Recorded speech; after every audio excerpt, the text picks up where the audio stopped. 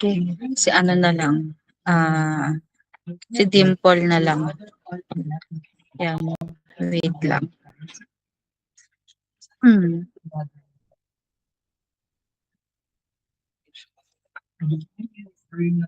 Currently bear with the video. Kuha ng Super Tagalog kasi itong nahanap ko eh.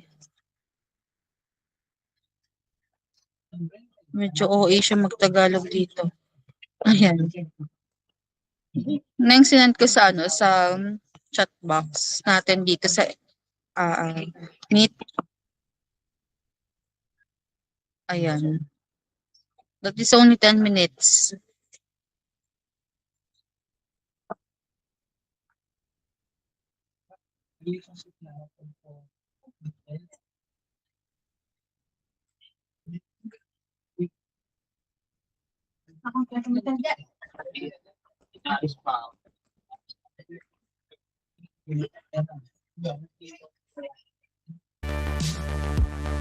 Makanigan.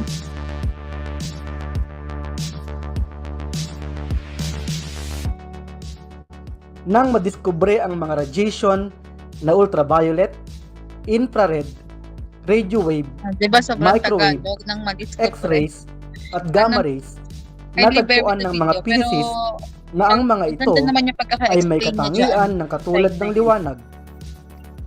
Ang mga ito ay naglalakbay sa bilis ng liwanag na 3.00 times 10 raised to 8 meter per second at may mga katangian ng reflection, refraction, at interference.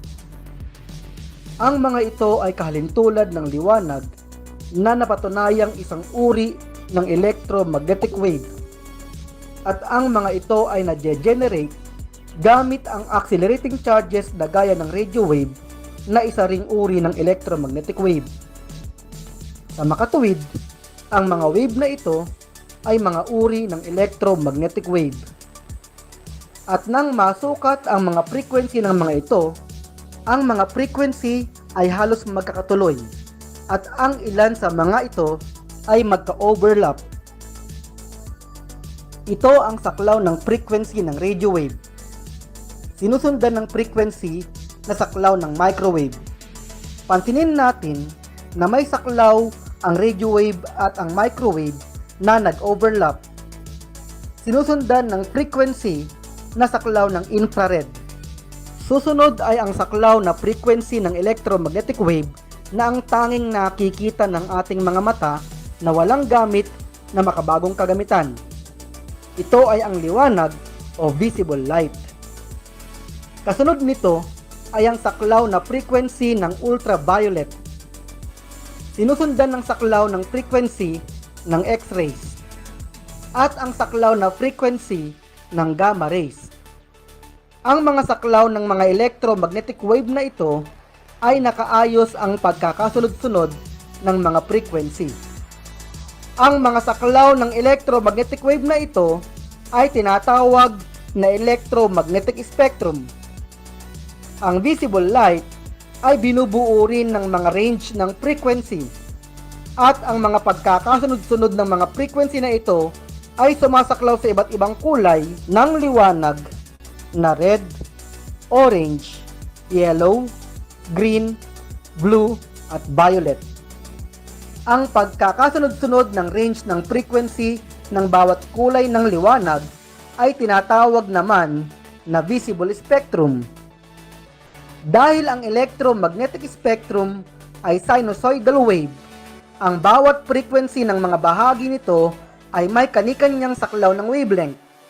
At ayon sa traveling wave model, ang angular wave number k ay 2 pi over lambda, na kung saan ang lambda ay ang wavelength at ang angular frequency na omega ay 2 pi f, na kung saan ang f ay ang wave frequency. Kapag dinivide natin ang angular frequency at ang angular wave number, ito ay katumbas ng c o speed of light. By direct substitution, ang c o speed of light ay equal sa 2 pi f over 2 pi over lambda Cancel out ang 2 pi over 2 pi. Ang speed of light ay equal sa lambda f o wavelength times frequency. Kaya upang makuha natin ang wavelength ng bawat frequency range ng electromagnetic spectrum, ito ay C over F. Subukan nating kuhanin ang wavelength ng frequency ng red light na 4.0 times 10 raised to 14 Hz at violet light na 7.5 times 10 raised to 14 Hz. Ang wavelength para sa frequency na 4.0 times 10 raised to 14 Hz ay 3.00 times 10 raised to 8 meter per second over 4.0 times 10 raised to 14 1 per second. Cancel out ang second over second. At ang 3.00 times 10 raised to 8 over 4.0 times 10 raised to 14 ay 7.5 times 10 raised to negative 7 meters. Kaya, ang wavelength ng red light na may frequency na 4.0 times 10 raised to 14 Hz ay 7.5 times 10 raised to negative 7 meters. At para naman sa frequency na 7.5 times 10 raised to 14 Hz ay 3.00 times 10 raised to 8 meter per second divided by 7.5 times 10 raised to 14 1 per second. Cancel out ang second over second. At ang 3.00 times 10 raised to 8 over 7.5 times 10 raised to 14 ay 4.0 times 10 raised to negative 7. Kaya, ang wavelength ng violet light na may frequency na 7.5 times 10 raised to 14 Hz ay 4.0 times 10 raised to negative 7 meters. Kaya kung kukunin natin ang mga wavelength ng mga frequency range ng electromagnetic spectrum gamit ang equation na lambda equals C over F, ang 10 raised to 4 Hz ay 3 times 10 raised to 4 meters. Ang 10 raised to 8 Hz ay 3 meters. Ang 10 raised to 12 Hz ay 3 times 10 raised to negative 4 meters. Ang 10 raised to 16 Hz ay 3 times 10 raised to negative 8 meters. At ang 10 raised to 20 Hz ay 3 times 10 raised to negative 12 meters. Kaya, sa lahat ng radiation na bumubuo sa electromagnetic spectrum, ang pinakamahabang wavelength ay ang radio wave at ang pinakamaigsi ay ang gamma rays. Pansinin natin na habang tumataas ang frequency ay lumiliit ang wavelength. Habang lumiliit ang wavelength o kaya ay habang tumataas ang frequency ay tumataas ang energy ng mga range ng radiation. Kaya ang pinakamahina ang energy sa mga bahagi ng electromagnetic spectrum ay ang radio wave. At ang pinakamataas ang energy sa mga bahagi ng electromagnetic spectrum ay ang gamma rays. Sa mga bahagi ng electromagnetic spectrum, nahahati ang mga ito sa dalawang uri base sa kakayanan nitong makapag-ionize ng atom ng mga molecules. Ang UV, X-rays at gamma rays ay nauuri sa ionizing radiation. Ang mga ito ay may kakayanang i-ionize ang mga atom sa mga molecules gaya ng DNA molecule na nagtataglay ng mga genetic code ng isang organismo. Kapag ang molecule na ito ay sobrang na-expose sa mga ionizing radiation, maaari itong masira at magbigay ng panibagong genetic code na maaaring magresulta sa mutation ng organismo o kaya ay maging sanhi ng pagkabuo ng mga cancer cells. At ang mga radio wave, microwave, infrared at visible light naman ay nauuri sa non-ionizing radiation. Ibig sabihin ay walang kakayanan ang mga ito na mag-ionize ng mga atom ng mga molecule. Pero ang mga ito ay may kakayanang panginigin o i-vibrate o kaya ay paikutin ang mga molecules na dahilan para uminit ang mga bagay na tinatamaan ng mga ito. Gaya ng init na nararamdaman natin kapag tinatamaan tayo ng sikat ng araw. Ito ay sanhi ng infrared radiation na nagpapabilis ng pagninig ng mga molecules sa ating mga balat. Habang tumataas ang vibration ng mga molecule sa ating balat, ay tumataas ang init nito. Isa pang halimbawa ay ang microwave radiation na ginagamit natin sa microwave oven. Kapag ini-on natin ang oven, ito ay mag-generate ng microwave radiation na tatama sa manok na inilagay natin sa loob ng oven. Ang microwave radiation na ito ay papabilisin ang vibration o ang pag-ikot ng mga water molecules sa manok. Dahilan para uminit ito. Ang init na ito na sanhi ng vibration ng water molecules ang dahilan para maluto ang manok. Gusto niyo pa ba ng mga video na nakakataba ng utak? Ano po ang hinihintay niyo? Alright, Subscribe na! thank you.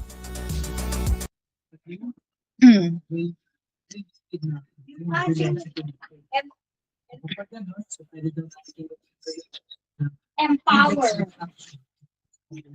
Di okay. Ay, bakit ito na naman? Ayan, kita ko po ang aking screen.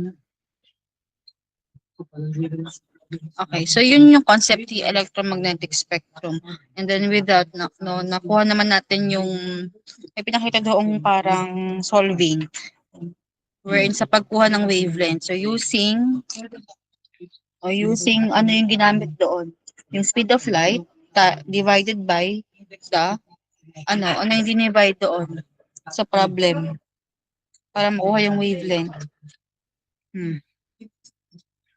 Speed of light, okay, the frequency.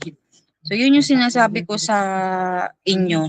No, but, ayun, and then, anyway, yung palang mga table, yan, mga regions, kung gagamitin natin sa exam, i-provide ko naman yan. Okay, so, tayo na natin tapusin itong chapter 4. Ayan, so let us move on with the sound. So sounds, they are compression waves in a material such as water, air, or steel. So, ano pong ibig sabihin nun? So, take note that sound waves is an example of longitudinal mechanical waves. So, sabi dyan, when these compressions and rarefactions strikes our eardrum, they result in the sensation of the sound. Okay. Provided that the frequency of the waves is between 20 Hz to 20,000 Hz. So, ibig sabihin po, the audible range as human can only hear is around 20,000 and 20 Hz and 20,000 Hz. So, paano po kapag mababa sa 20? Paano rin po kapag mataas na sa 20? So, take note na kapag yung mga waves ay may frequency na above 20,000 Hz, ibig sabihin, or above 20 kilohertz, ayan. Meaning, ang mga example na nun is yung mga ultrasonic waves. Yung ultrasonic waves, yun yung mga ginagamit ng hayop na animal, no, mga panike, yung mga nocturnal animals. So kapag nakakarinig ka noon, hindi ka na tao, no? Paano naman kapag mga below 20 Hz? Okay, so if mababa naman sa 20 Hz, yun yung mga low frequency vibrations mula saan? Okay, so pwedeng sa mga weather disturbances such as earthquake. Okay. Diba yun hindi naman natin siya talaga naririnig. Narinig mo bang lindol? Nararamdaman kasi natin yun. And then yung kumbaga yung nginig or yung shock effect sa ilalim ng lupa, yun yung ginagamitan ng mga specialized instrument. Of course, hindi tayo yung magsusukat nun. Ayan. Next. So formula for the speed of sound. So, in an ideal gas of molecular mass and absolute temperature, The speed of sound V or C is given by the square root of your gamma times your gas constant times your absolute temperature divided by your molecular mass. Okay, ngayon, hmm, excuse me. Okay, take note po na ang unit ng speed. Okay, alam naman natin na ang unit ng speed ay meter per seconds. Meter per seconds. Next, for our gamma, okay, that is the ratio of the specific hits. So, Cp over Cv. So, si gamma is nagva-vary depending doon sa type of material na ating ina-assess. So, take note kapag daw po ang ina-assess natin is mga monoatomic gases, so helium, neon, argon, ang gagamitin po natin is 1.67. Tandaan nyo yan. For diatomic gases, so nitrogen, oxygen, hydrogen, ang gagamitin natin is 1.40. Paano po kung wala? Let's say for example, water. So, di ka papasok yung nasa baba. Ayan. So, the speed of compression waves in other materials is given by square root of modulus divided by the density. Yun ay kung wala dito. Okay. Sa mono at saka sa diatomic. For our gas constant, anong value ng ating gas constant R? Anong value ng ating gas constant? Universal gas constant. Anong value po?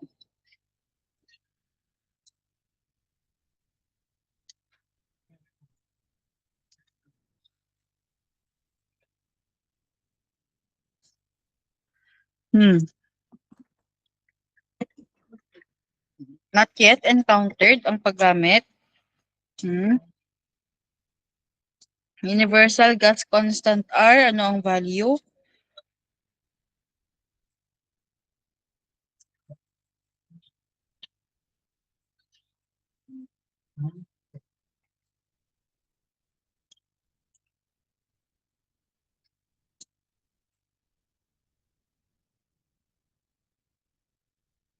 Low.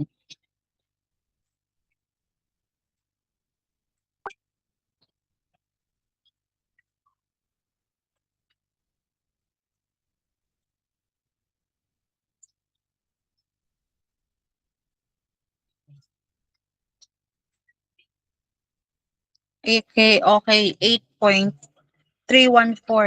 Anong unit? Anong unit?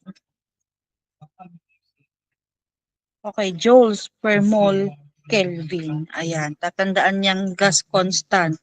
Okay. O, tatanungin ko kayo, ano ang density ng water?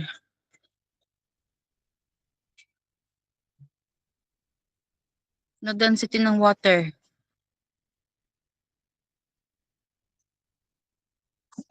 Kasi yun yung mga gamit na gamit.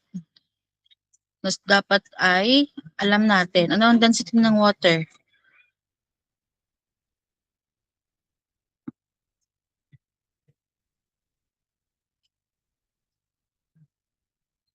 How about density of air?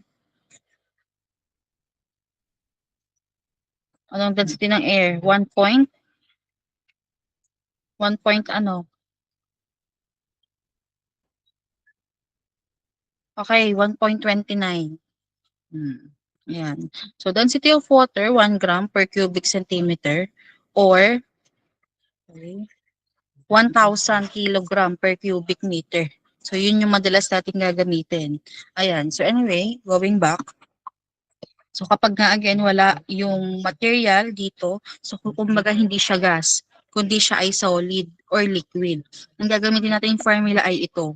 Now, the thing is, hindi lahat ng modulus ay pwede mong gamitin. So, depende again sa material.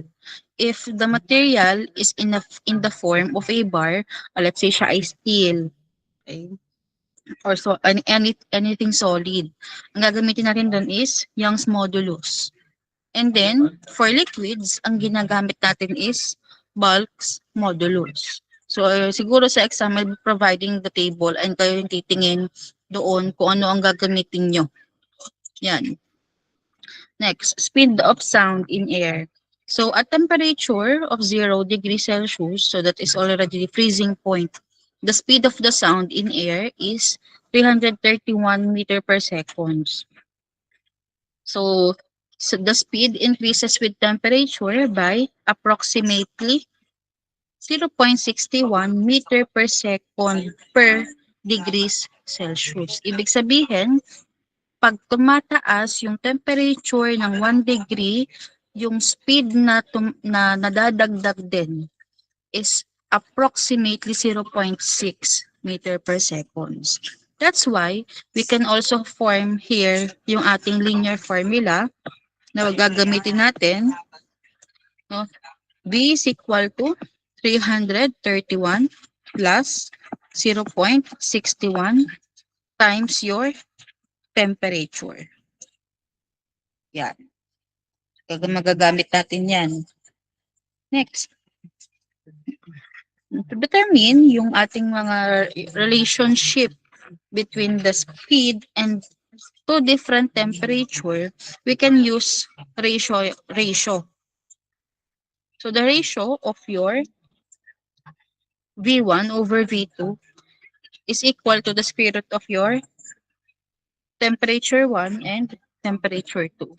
So take note na kapag po kukuha tayo ng temperature dito sa speed of sound, dapat po ang ating temperature is naka-absolute. Meaning, ito ay yung converted into Kelvin. Okay? Huwag kakalimutan yon. Ha? Okay, next, intensity. When we say intensity, ano ibig sabihin ng intensity, class? Ano ibig sabihin ng intensity?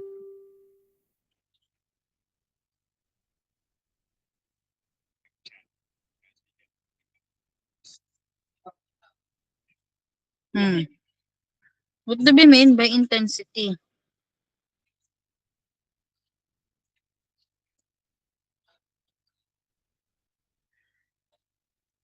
In your own words, how do you define intensity? Okay, lakas. Okay. Kumbaga, ang sinasabi dyan, the amount of energy per unit area. Okay. And take note, intensity and loudness, they are not the same. Tandaan yan. Intensity and loudness, they are not the same. Yes, yung parang diin.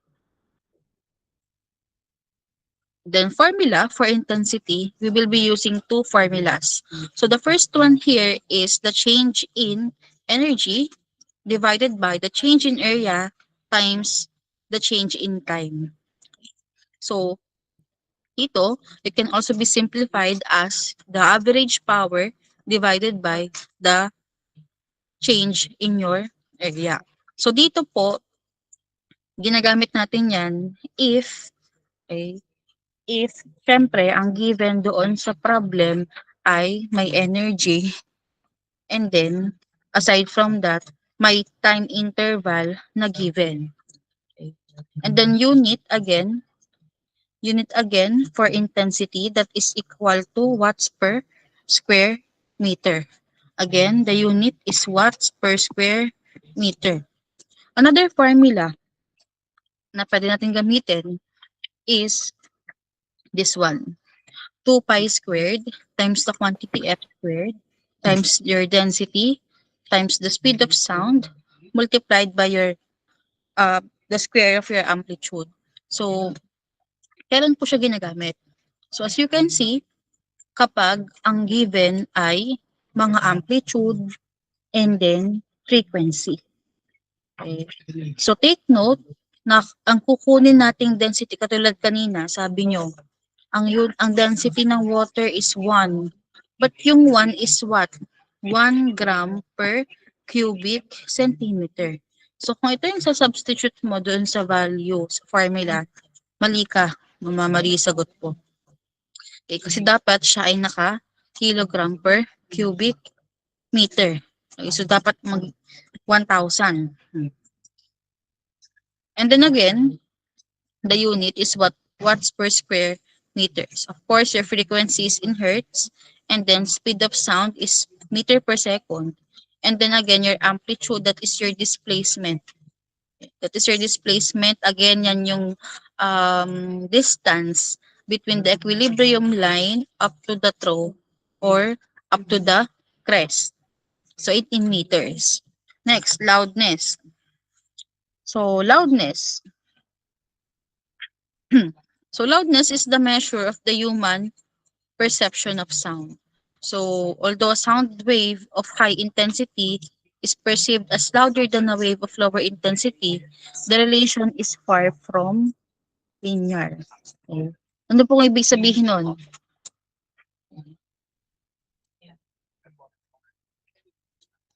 Sabi kasi dyan, yung daw loudness ay kung paano natin naririnig yung lakas ng tunog. Sabi doon, hindi daw yun linear. Okay. So, ibig sabihin, para masabi mo na nagkaroon ng malakas na amount of intensity na narinig ka, kailangan din na ano tawag dito? Proportional din yung amount noong loudness. Okay, syempre pagtaas ng loudness, pagtaas ng intensity. So they are directly proportional to each other. So again, sabi dyan, however, the exact relationship between loudness and intensity is complicated and it is not the same for all individuals. Ibig sabihin, yung malakas sa akin, maaaring sa inyo ay mahina. And vice versa. Yung malakas sa inyo, pwedeng sa akin ay mahina. So, depende pa rin yun sa tao. Now, for the 0-point scale, ibig sabihin, siya yung pinakamahinang tunog na pwede nating marinig. Na kaya nating marinig. Kumbaga, siya yung magiging reference point natin. Ang value nun, kaya yan ay I.O. Okay, ang value nun is 1 times 10 raised to negative 12 watts per square meter. Constant yan. Okay, again, constant yan. So, again, sabi dyan, which correspond roughly to the weakest audible sound. So, this intensity level is measured in decibels. So, again, kung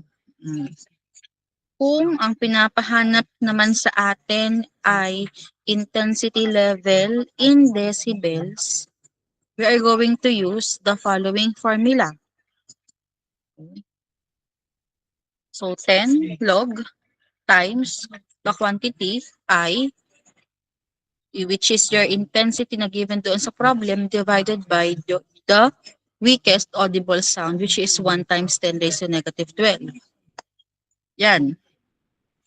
Next, decibel. So, decibel is a dimensionless unit. So, the normal human ear can distinguish between sound intensities that differ by an amount as small as approximately. Now, how about the beats? Sige, basahin nyo. Ano yung pagkakaintindi nyo sa beats? Ano pagka sinabi nating beats? Sabi dyan, alternations of maximum and minimum intensity produced by the superposition of two waves with slightly different frequencies. Ano ba pagka sinabing beats?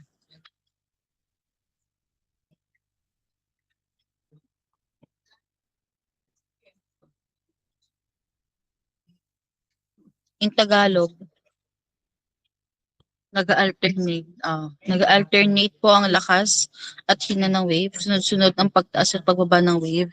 Okay? And then ano yung pakiramdam niya?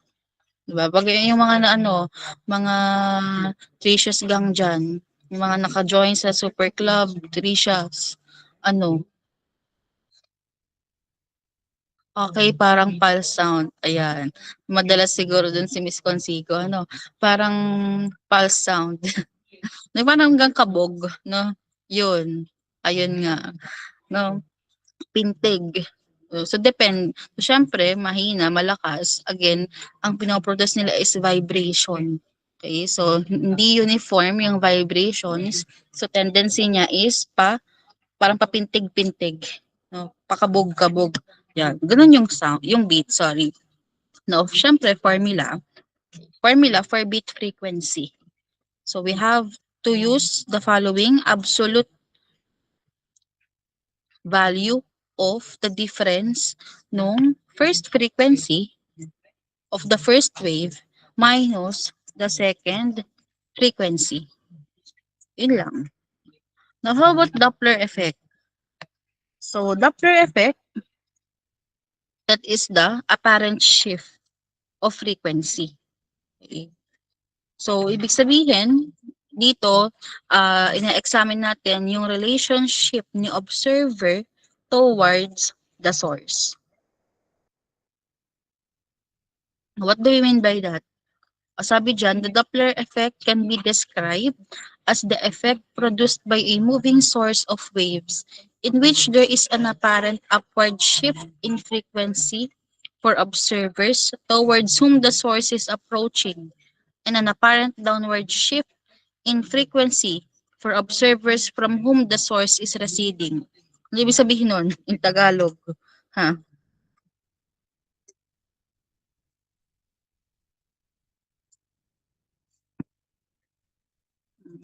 Ibig sabihin lang, syempre, as it approaches you, ako yung let's say observer. As the source approaches me, ano yung nangyayari sa frequency? Tumataas. Syempre, kung papalapit sa akin yung sound, try mo, ilapit mo yung speaker ng yung si Spotify. Idikit mo sa tenga mo. 'Di ba? So, mas mataas. Yon, 'di ba? Sabi ni Miss Almares, parang kandidato lang po na dumaan sa labas ng bahay. Nalakas pag malapit, nahina pag malayo. Ayon. Parang magtataho lang yon din. No? Ganun. So, yun yung Doppler effect. Siyempre, palayo, nag-recede, pagbaba din ng frequency. Now, the formula to be used is equal to the observed frequency is equal to the source frequency times the quantity, the speed of sound in your medium plus the speed of the observer divided by speed of sounds in the medium minus the speed ng ating source. Take note na yung formula na yan that will vary depending doon sa problem. Paano ko po masasabi na it will vary? Paano po yun? May iba po ba ang formula? So, not totally the formula, but the sign. Okay. May iba yung sign ng numerator and denominator. Again, kasi sabi nga, di ba, Doppler effect. Paglayo, paghina at paglapit, paglakas. So, take note if if the observer is towards the source. Ibig sabihin, papalapit sa source. Meaning, ang gagamitin natin sa numerator is positive VO. Sa numerator. Okay? And then, kung si observer naman ay away sa source. Meaning, siya ay minus VO sa numerator. And then, vice versa. Kaya sabi nyo nga, Doppler effect. So, kapag si source naman is towards the source, towards the observer. Okay. So, denominator naman, syempre, yung gagalawin natin, minus VS ang gagamitin. Okay. And then, kapag kasi source again is away from the observer, meaning, ang gagamitin natin ay positive VO. Yan, tatandaan niyang mga yan kasi gagamitin natin yan. Hmm. Okay? Ayan. Next. Another formula that we can use here is the crest speed. Ibig sabihin, kung crest speed ay given between the source and then the observer, we do not need anymore to use this formula. Okay. Yan, tatandaan yan. But usually, ito yung ating ginagamit. Yung nasa taas na yan. Let us try an example. So dito, an explosion occurs at a distance of 6 kilometers from a person. How long after the explosion does the person hear it? Assume the temperature is 14 degrees Celsius. Now, the given here, of course, the distance, and then your temperature. Ngayon po, ang hinahanap sa atin ay yung speed of sound. Ibig sabihin, yung V. Okay. But paano natin siya hahanapin? So dito, pagka ganyan, pwede natin gamitin yung kanyang linear temperature formula. Di ba ang linear temperature formula, again, na bakit ba yun ang ginamit natin? Bakit yun ang ginamit natin?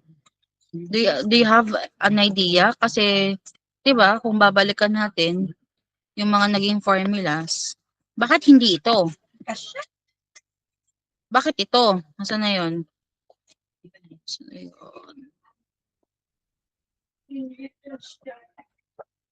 Ayan. Bakit ito yung ginamit natin?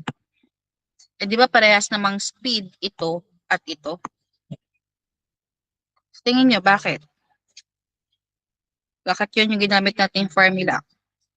Ano ba yung problem? Anyone from the class? Sis, ano? Anyone from the class? Bakit yun ang ginamit natin? Hindi pa. Ang na-print nila sa A4. Dahil ano? Isa ko.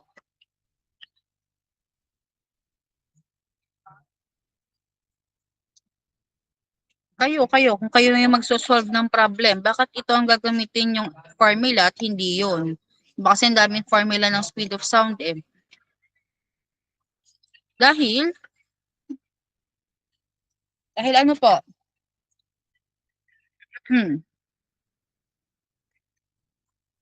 Chat box.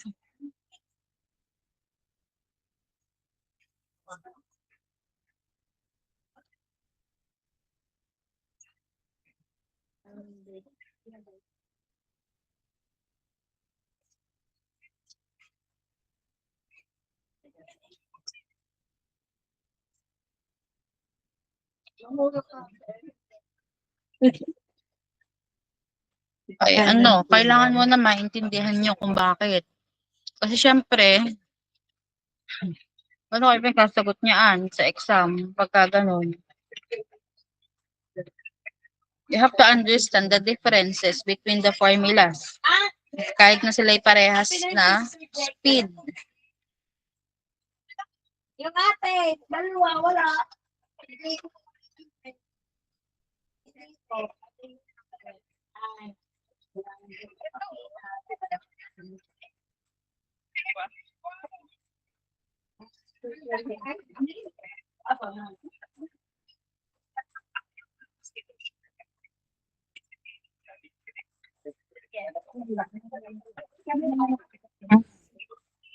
Plus.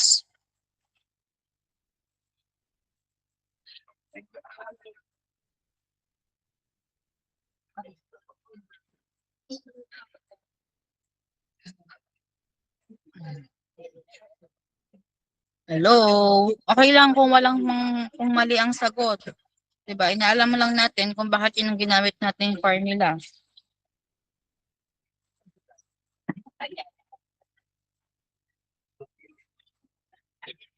So actually, pwede naman kahit ano. Pwede naman kahit ano. The thing here, kung bakit hindi natin ginamit yung ideal gas, yung may molecular mass and absolute temperature is that, syempre, ano ba yung ating medium? Air. Okay. So meaning, kailangan mo pang i-memorize yung molecular mass. Ano ba molecular mass? Noon. And then, diba, so since air nga yun, so 1.67, so masyadong mahaba yung formula. And then, ito naman, hindi naman to pwedeng gamitin dahil ang ating medium is air, not water, and not liquid. Okay. Ito naman, ito na yung isa. Ito, actually, pwede natin siyang magamit. But ayun, pinaka madali na is yung linear formula. Dahil, unang-una, ang sinabi doon sa problem is explosion. Ibig sabihin, yung sound traveled with the air. And then again, ano nga yung formula na linear, yung linear formula natin, yung 331 plus 0.61 times your temperature. Again, sabi dyan, the speed of sound in air is 331 meter per second. And the speed increases with temperature by approximately 0.61 meter per second. So, ano pa yung sinabi dun sa problem? Nagbigay din ng temperature. Okay? If we are going to assess 14 degrees Celsius, that is, pasok saan? Sa normal atmospheric temperature. Meaning, yung pinaka-safe o pinakamadali nating gagamitin na formula doon is ito. Okay? So, let us try to solve. 331 plus 0.61 times 40. Ano yung lalabas doon? Tandaan nyo ha, ano lalabas doon?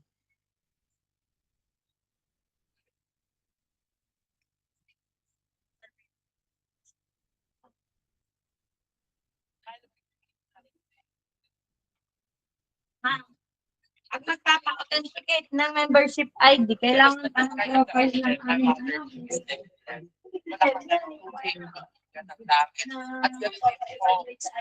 Okay, ano lumabas? 355.4, tama ba? Can someone confirm? Yan. Okay. So, paano naman kapag kayo square root ratio? O, V1 over V2, yan yung inyong speed na 331. Next. Anong mangyayari? Your T1 is going to be 14 plus 273.15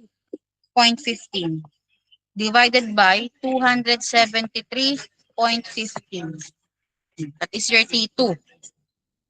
Ano yung lalabas dito? Times to. Times.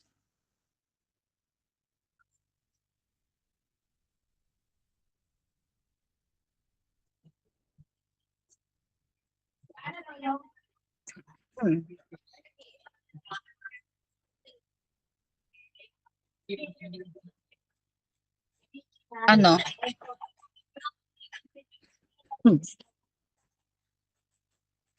Same ba sila ng lalabas o magkadikit pa?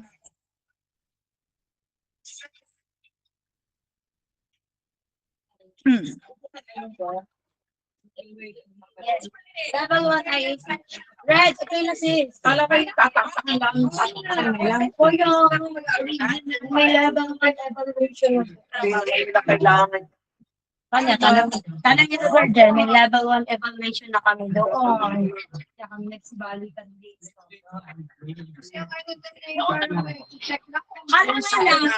Okay.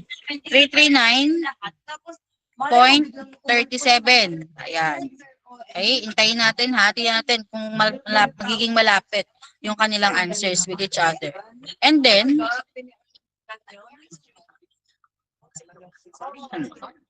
Yan. Next, kuha mo na yung speed and then sabi doon, how long after the explosion does the person hear it? Meaning we have to take the formula. Eh, saan nyo nakuha yung 355? Ang dami nag-set ng 355.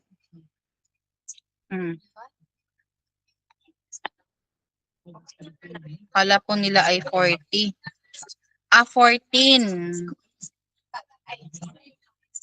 Oo, 14. So meaning same sila. Okay. Sabi ko, kaya ako'y nagugulat kasi sabi dapat supposedly pareha sila eh. Yun. Ayan, so same lang.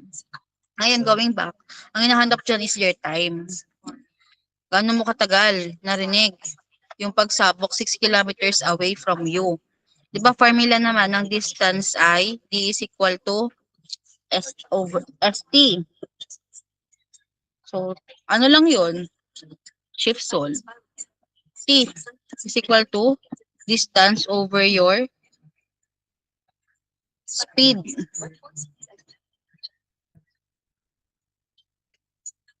And then, ano mangyayari dito? Ano yung distance? 6 kilometers.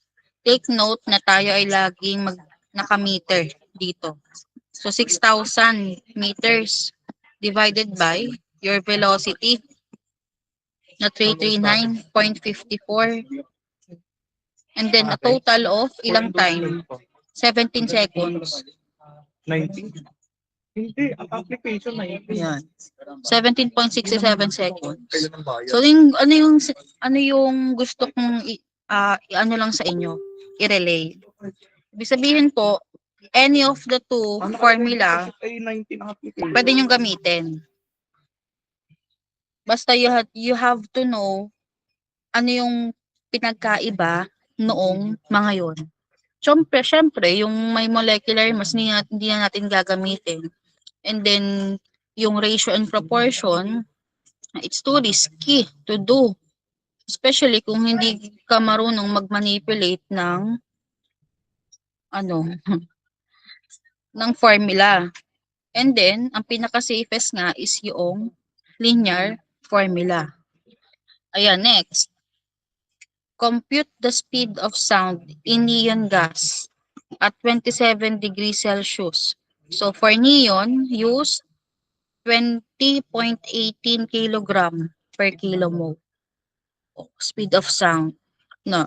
So, dito, ano natin yung difference. Kung bakit hindi na ito ang gagamitin natin dito. Though, yun ang formula for the speed of sound. Dahil syempre, involve ang neon gas. Neon gas is an example of monoatomic gas. Kaya automatically, ano yung sabi doon sa problem? Ano yung gagamitin natin gamma?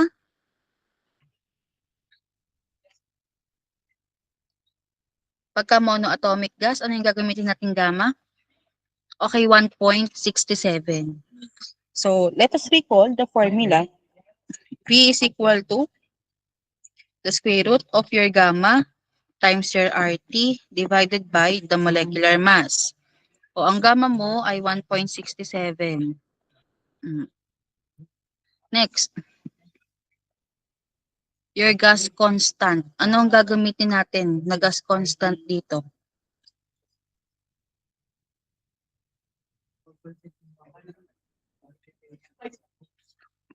O, ang ginamit dyan, actually, is 8,314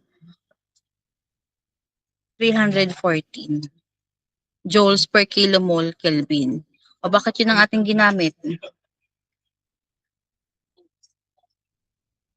Bakit?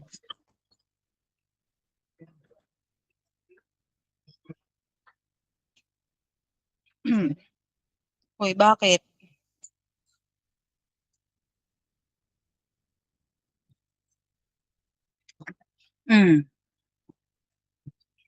Ay. Para, ano ba yung goal natin? To cancel units. No, makancel. O, syempre, doon sa part ng temperature, makakancel ang Kelvin. Sa denominator, kung matatandaan nyo, may molecular mass tayo doon. Kilogram per kilomole. So, dapat maalis yun. So, cancel natin. So, meaning, we have to convert 8.314. So, yun naman yung madali lang, 8,314. And then, kung matatandaan nyo, ang temperature na ginagamit natin is dapat naka-absolute. So, meaning, kailangan maplasan mo pa yan ng 273.15 Kelvin. And then, divide it by the molecular mass. And then, ano yung matitira dito? Of course, the unit for the speed is meter per seconds. So, a total of 454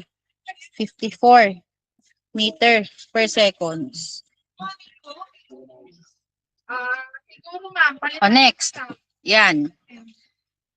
The speed of compression waves in water.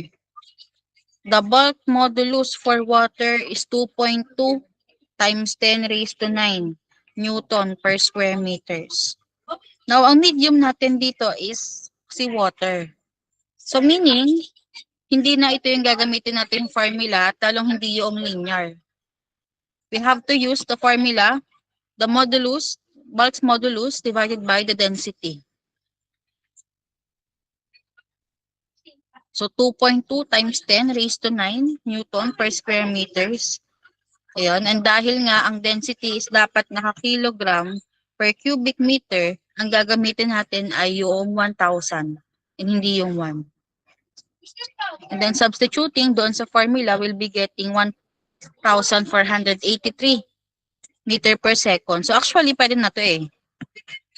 Pwede ka na dyan mag-stop. Depending na lang sa problem kung anong hinahanap. Kung sinabi sa problem, express your answer in kilometers per second. E di move ka lang ng 3 decimal. So 1.48. Kung meter per second, edi as is na yan. Again, depende doon sa problem. Ayan, for problem 4.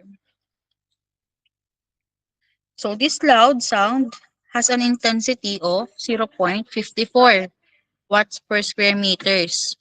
So find the maximum displacement. So ang maximum displacement, that is your AO. Of the molecules of air in a sound wave if its frequency is 800 Hz.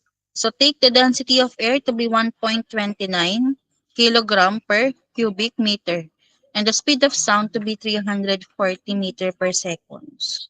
Ano-ano yung given sa problem? The maximum displacement, that is the unknown. Next, yung intensity I, and then the frequency, and then your density here, and then the speed. So meaning, ano yung gagamitin natin formula? Yung I is equal to, tanda pa, 2 pi squared, f squared, your density times the speed times your displacement. O, ito yung nawawala. Anong gagawin natin? AO squared, that is equal to I over 2 pi squared, f squared, p, p. O, naka-squared na yan. Anong gagawin natin? Square mo, iyaan, both sides. O, ilabas mo na yung naka-square root. So, 1 over pi at saka yung f. Tama, kasi yung pi at saka yung f lang yung may square root dyan. Times square root ng natira. 1 over 2 times yung ito, density at saka yung speed. So, yan yung magiging formula ng ating AO. But, again, kung nalilito kayo, pwede naman nga kayo mag-shift solve. Dating lang ay kapag nga, paano kung mahahaba? Siyempre, tendency niya matagal, time consuming. Okay, kaya inaano ko kayo na manipulate the equation. Ayan. So, ito yung magiging final formula natin dito. And then the rest is what? Direct substitution. 1 over pi times 800 hertz times yung square root ng 1 over 2 times your density times the speed of your sound, that is equal to 9.8 times 10 raised to negative 6 meters. Since negative 6 is micro, pwede natin siya i-express as that, micrometers. Next, ayan. A sound has an intensity of 3 times 10 raised to negative 8 watts per square meter. What is the sound level in decibel? Ito is nasabi ko sa inyo na kapag ka ang hinahanap is intensity in decibels. So, ang formula nga again doon is what? B is equal to 10 log times yung pi over IO. Tama. Ito again, ito yung given doon sa problem. Ang IO, that is the lowest or weakest audible range na maririnig ng isang tao. Ito yung constant. Ito yon. Okay. Sayang. Sayang ang free points pagka nakalimutan ng formula. And that is equal to 44.77 decibels. Kaya pala mabalas. Hello. Ayan. So for number 6, a car moving at 20 meter per second with its horn blowing at frequency of 15 meter per second. What is the apparent frequency of the horn as heard by the driver being chased? So take the speed of sound to be 340 meter per second. Ano yung mga involved dyan? The driver and the car. So, ano yung pasok na formula dito? Yung sa Doppler, no? Doppler frequency shift. Okay? So, may isang kotse, no, mabilis yung takbo niya, and then, aside from mabilis na nga yung takbo niya, meron pa siyang busina doon. And then, sabi dito, the apparent frequency shift of the horn as heard by the driver being chased.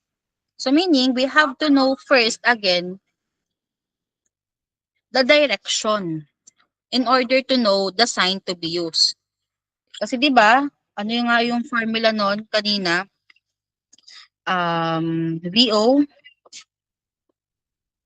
FO is equal to Fs times V minus VO over V minus Vs. Tama ba? Tama ba pagkakatanda ko? Ayan. O. Sino ngayon yung lumalapit? Sino yung hinahabol dyan? Sino yung hinahabol? Yung observer. Ibig sabihin, yung observer ay hinahabol. O, meaning, ano ang magiging sign natin doon? Kapag si observer ay hinahabol ng source. Sige nga.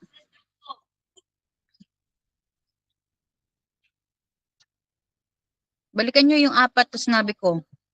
Saan na yun? O. Observer is away from the source. Hinahabol nga siya ng source eh. Ano mangyayari doon? Away from the source.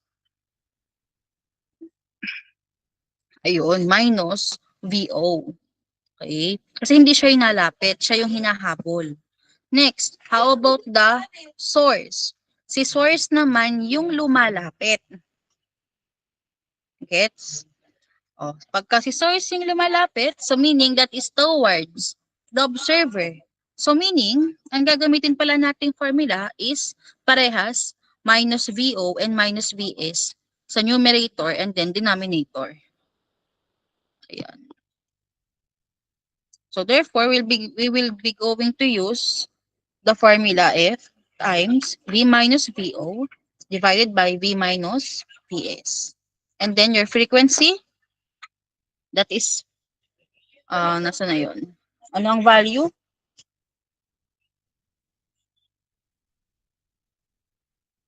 of your FS? Ano nga ang FS ulit, class?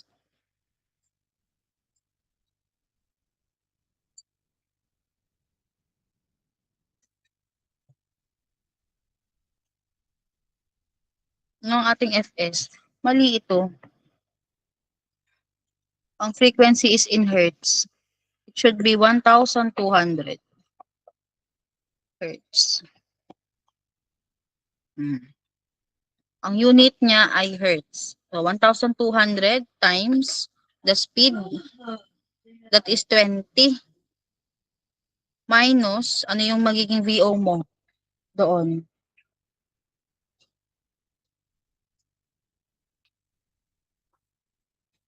Eh, baliktad pala. Ano yung V at yung VO again?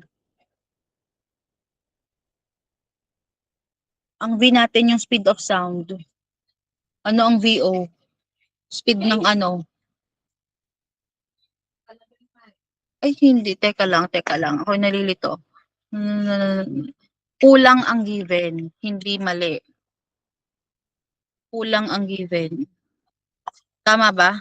Do you agree with me? No? Ayan. Kasi ito ay movement ng pangalawa eh. Dalawa yung movement. Ari yung VO. Ari ang inyong VS, speed ng source. Ari ang inyong speed ng observer. Okay? Ang wala dito ay yung ating frequency. Yung ating FS. Ano, kulang pala ito. Kaya pala ako litong-lito na kanina pa.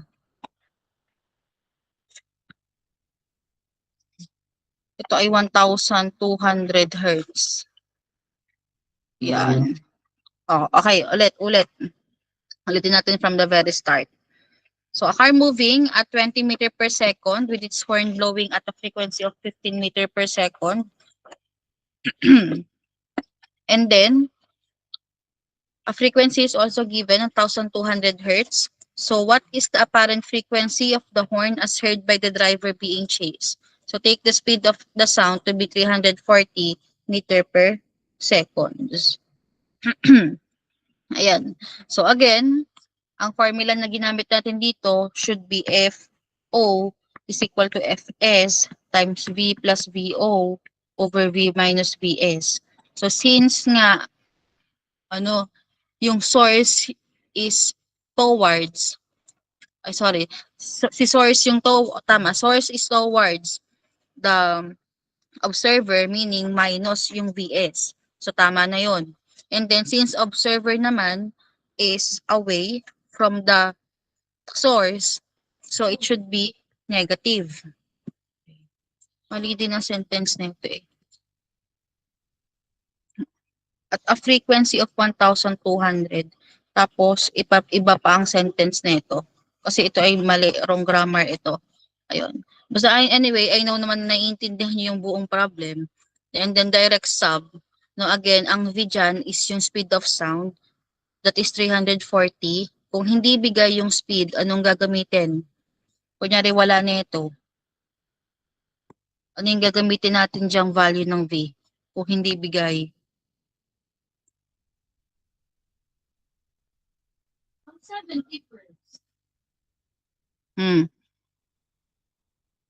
Kung hindi bigay, ang gagamitin natin ay yung 331.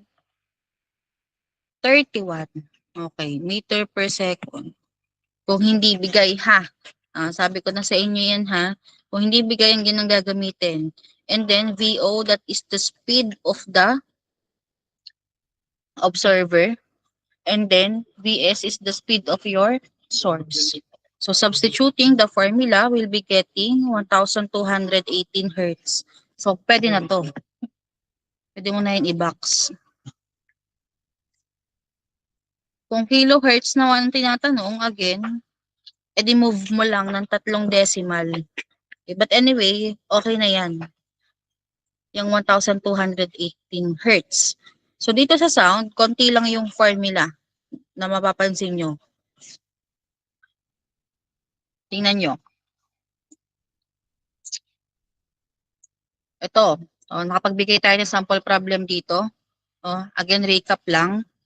Ito ay ginagamit again kung may mga given na gas, solid, or liquid. Kung may given sa problem na molecular mass. Next, itong formula na to, ginagamit naman kung ang given sa problem usually is temperature alone, walang complicated given, the speed lang, yan, pwede natin gamitin. So dito, pwede rin naman natin siyang gamitin. So ang hinanap kasi natin dito actually is the V2. And then, nilipat lang natin yung V1 sa kabila. So kaya yung naging ganyan. So depende din sa problem. Kung may T1 or T2 na bigay, so pwedeng ito ang ating gamitin. Dalawang temperature na bigay, so pwedeng ito ang gagamitin natin. Basta tandaan mo lang na dapat siya ay naka-absolute. Bakit ito ay 273.15? Ito ay 0 na yan eh. 0 plus yan kasi. Okay.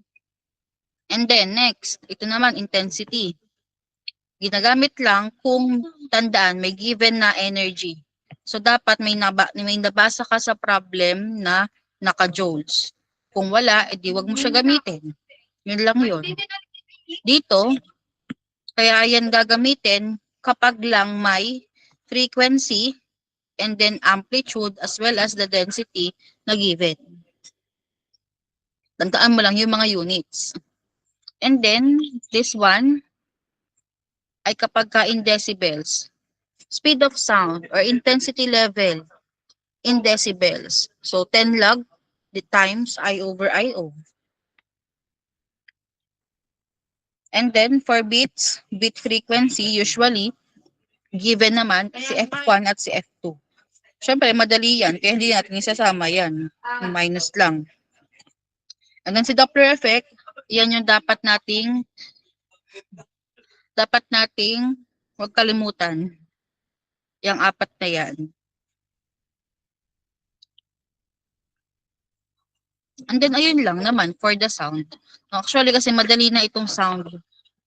Ito naman, pababasa ko na lang to sa inyo.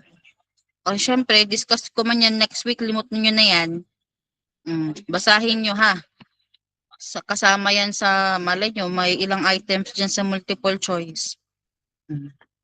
And then, by Monday, anong matitira sa atin? Optics.